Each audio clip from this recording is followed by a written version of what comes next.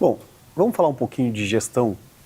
Qual seria a sua primeira ação, caso o senhor seja eleito em outubro deste ano, sentando na cadeira presidencial? Já tem isso dimensionado? Já tem um planejamento? Tem. A primeira ação eu iria tomar antes de sentar na cadeira presidencial formalmente, seria na transição. Eu passaria, tem uma PEC protocolada pelo deputado Kim Kataguiri e outros deputados, o Júnior Lopes, etc., o Pedro Paulo, que é uma PEC que faz uma reforma fiscal muito profunda no Brasil.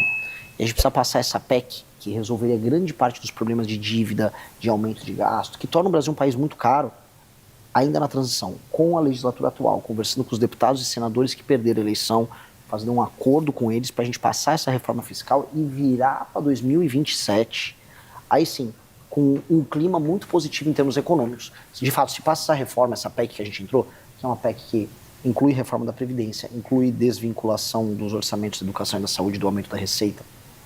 Isso tem um efeito muito ruim sobre o orçamento. Às vezes você aumenta a receita, porque teve um ano bom de economia, aí no ano seguinte a economia vai mal, mas como ela fica vinculada ao aumento, ela não diminui. Então você está permanentemente aumentando esses gastos e uma hora a conta estoura. Você tem cortes de gastos absurdos que precisa fazer nos privilegiados do alto funcionalismo, corte de renúncia fiscal de grandes empresários que vivem uma mamata, a gente está falando de assim, centenas de bilhões nessa área, e outros temas até menores, fiscalização no BPC e no Bolsa Família, que tem muita fraude. Com base nisso, a gente levantar um espaço fiscal para que a gente possa economizar coisa de 3 trilhões de reais em 10 anos. A gente está falando de economizar em 10 anos 25% do PIB brasileiro. É muita coisa. Um quarto do PIB ser economizado em um período de 10 anos. Aí a trajetória de dívida brasileira, que ela está subindo, ela estabiliza e começa até a cair. E aí, com a trajetória de dívida diminuindo, eu posso abaixar os juros, a famosa taxa Selic.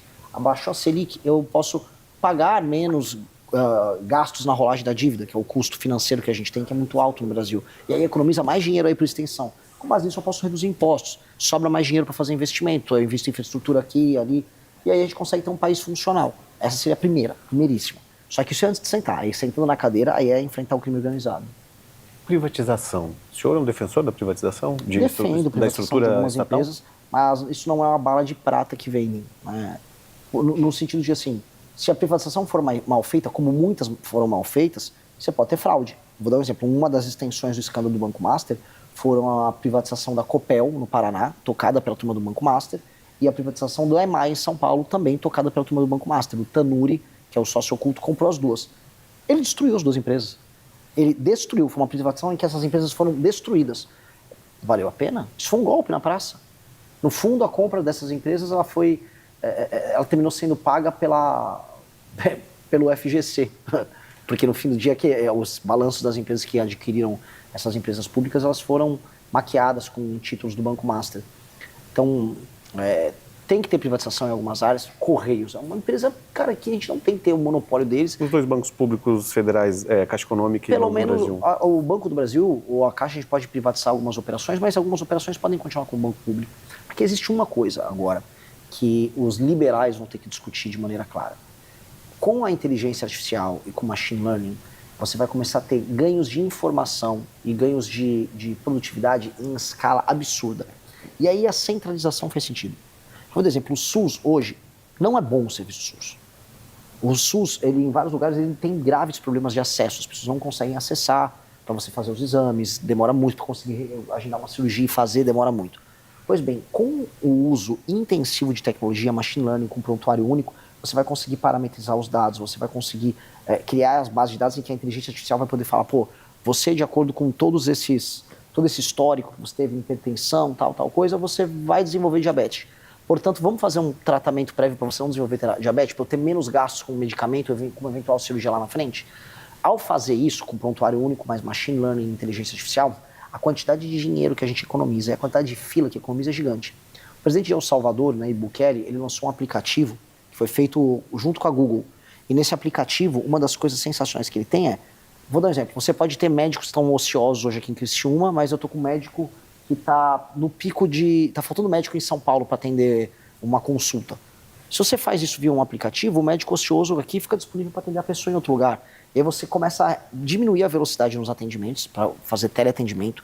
Com o teleatendimento você consegue fazer as receitas dos remédios, e aí você consegue descobrir onde os remédios vão ser alocados, e você fazer o deslocamento logístico dele com um custo menor. Você consegue também preparar melhor os estoques. Então isso tem um efeito de economia em cadeia gigantesco e de melhor atendimento gigantesco. E isso faz com que um sistema como o SUS, que é estatal, funcione muito bem. Assim como a gente pode ter, vamos dizer, ganhos em escala em algumas empresas públicas. Dito isso, tem que privatizar algumas. Tá? Eu dei toda essa volta que é importante para explicar uma nova mentalidade que a gente tem que ter sobre isso, mas ao mesmo tempo, Correios vão privatizar, sabe? Codevasf está fazendo sentido, sabe? São perguntas boas de fazer. Como última pergunta, eu queria que o senhor falasse um pouco sobre a sua defesa de tornar o Brasil uma grande potência econômica mundial. Nós já chegamos a 6º lugar em governo petista, e tem que se reconhecer esse período que o Brasil estava em desenvolvimento. Caímos e agora estamos aí na faixa de 9º, 10º, disputando com a Rússia. Como trazer de volta o Brasil para esse eixo central da economia mundial como potência econômica e entregando também aos brasileiros o que tanto se paga de impostos, que nós até mês que vem estamos pagando impostos para somente receber depois de junho? Primeira coisa, nós precisamos fazer aquela reforma fiscal que eu falei, porque a gente tem que ajustar as contas públicas. Dito isso, a gente tem que ter uma reforma de competitividade. Tem que parar de discutir essa PEC populista, da PEC da fim da escala 6x1, que no fundo é só um instrumento para deputado do PT e do PSOL ganhar voto e engambelando o trabalhador, enrolando as pessoas. 2, nós temos que ter leis trabalhistas mais simples e facilitar a contratação e demissão de pessoas.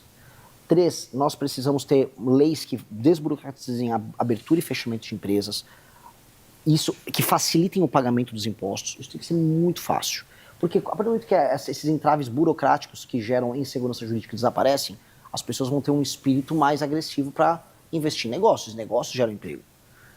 Como eu falei, com a reforma fiscal, os juros baixam. Os juros baixando, as pessoas vão ter mais vontade de, em vez de deixar o dinheiro lá na taxa Selic, né, comprando títulos do Tesouro, vamos investir em atividade produtiva. Aumenta o espírito animal do investidor em, não, vou abrir uma fábrica, vou abrir uma distribuidora de algum produto, vou criar uma startup. Isso é fundamental. Leis específicas para abrir empresas de tecnologia. E aí usar certas coisas que já passaram, como o licenciamento ambiental, que foi uma grande vitória, que começa, vou dar mérito lá no governo Bolsonaro, e que agora está implementado, para a gente ter grandes investimentos em infraestrutura e energia. Energia envolvendo também energia nuclear, e eu venho falando muito, a gente tem que usar o urânio que o Brasil tem, e aí usar agora uma grande chance, que nos foi dada, que são as terras raras. Com as terras raras, o mundo inteiro está de olho no Brasil para ter acesso a, vamos dizer, a esses compostos, vamos colocar aí, ou elementos da tabela periódica, vamos estar mais preciso, que ajudam a fazer semicondutores, motores especiais, equipamentos de guerra. Ao invés da gente só exportar isso, como agora está rolando em Goiás, com uma mineradora aí de terras raras que foi vendida para os Estados Unidos, que tal a gente trazer a cadeia toda para o Brasil? Vamos fazer um acordo de cooperação. Os Estados Unidos, que é terra rara, fazer um acordo de cooperação. Eu quero produzir os motores aqui, eu quero produzir o drone aqui, eu quero produzir os supercomputadores, os semicondutores aqui, com transferência de tecnologia, criação de parques produtivos, conosco facilitando do ponto de vista não apenas tributário, mas do ponto de vista estrutural a chegada dessas empresas, com essa agenda de competitividade que eu falei. E aí estamos falando em uma boa parceria em que o Brasil vira um lugar que cria tecnologia também e compartilha de tecnologia de ponta. Só vender a terra rara não vale, mas tomar essas medidas, todas que eu citei aqui, vai gerar inevitavelmente crescimento econômico. E um crescimento econômico numa nação que tem o território que o Brasil tem, as riquezas que o Brasil tem, a população que o Brasil tem que nos obrigar a subir para, no mínimo, 6º, 5º. A gente tem que passar países como França, Inglaterra e Itália. O PIB é uma vergonha. Com mais do que o dobro da população nesses lugares, a gente não conseguiu ultrapassar o PIB deles. Precisamos passar o PIB deles. E aí a gente vai ter que brigar no jogo lá em cima, que tem Estados Unidos e China estão muito à frente, mas Japão, Alemanha, Índia, são esses os caras que a gente tem que brigar. A gente não tem que ficar na Série B brigando com a Rússia, Canadá, México, Espanha. Isso é uma vergonha pra gente. A gente tem que brigar ali, ó. A gente tem que disputar para passar da Inglaterra, Itália e depois ver o Japão e a Alemanha, porque nós temos território, riquezas naturais gigantescas. Nós não podemos aceitar a posição que a gente está. Você assistiu ao Legião da Missão. Para mais conteúdos da missão, siga o nosso canal e fique por dentro de tudo o que acontece no Partido Missão.